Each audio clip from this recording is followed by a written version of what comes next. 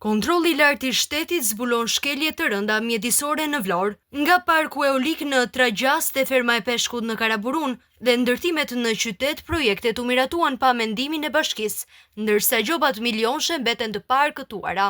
Një raport i kontrollit të lartë të shtetit mbi Agjencinë Kombëtare të Mjedisit ka nxjerrë në dritë një sër shkeljesh procedurale dhe mungesë kontrolli në territorin e bashkisë Vlorë.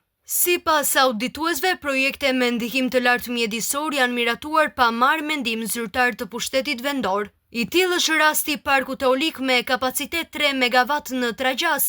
Ndonë se kompania zhvilluese kishte lidhur kontratë qiraje me Bashkinë Vlorë për ta marrë tokën nga fondi kullotave që administron bashkia, në procedurën e vlerësimit të ndikimit në mjedis, qëndrimi i Bashkisë Vlorë për këtë projekt nuk ekziston fare. E njëjta skemë është konstatuar dhe në gjirin e Raguzës në Karaburun, ku projekti për një fermë intensive me 46 kosha dhe kapacitet 2.000 ton peshk në vit mori miratimin paraprak pa u konsultuar me autoritetet vendore. Anashkallimet të ngjashme janë regjistruar edhe për një gurore 12 hektarëshe në Lepenic dhe një stallë blektorale në Bunavi.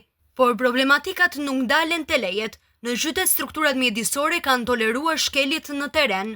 Për një pallat 11 katësh në rrugën Mehmet Agalliu, ku zhvilluesi nuk njoftoi punimet dhe nuk kreu asnjë vetë monitorim mjedisor, inspektorët vendosën vetëm masën para lajmërim në vend të gjobës së detyrueshme ligjore. Masë e butë u aplikua dhe në kantierin e bypassit të Vlorës për mosrrethimin e territorit të punimeve, ndonse subjekti ishte në përsëritje shkeljeje. Por, edhe kur vendosen gjoba, lekët nuk mblidhen. Nga viti 2021 deri në 2025, Agjencia Rajonale e Mjedisit Fier Vlorë Gjirokastër ka vendosur 59.500 milion lek, të cilat janë arkëtuar vetëm 22.074 milion lek, vetëm 39% të shumës totale, duke treguar dhe reflektuar kështu pasivitet dhe apati të plot.